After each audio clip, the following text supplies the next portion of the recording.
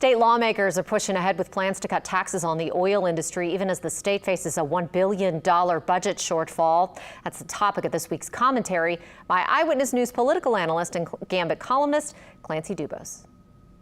There's never a good time to raise taxes, but there's definitely a bad time to cut taxes, especially taxes on big oil.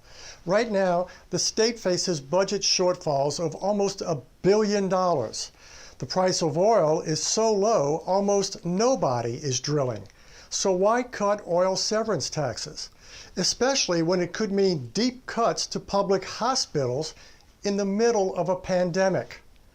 Now, I'm not anti-business, far from it. I want all our businesses, especially our small businesses, to come back stronger than ever. But that won't happen by cutting health care a la Bobby Jindal for the benefit of big oil. The governor should veto any bills that put profits ahead of public health. This has been an expression of opinion by Clancy. Email your thoughts to commentary@wwltv.com.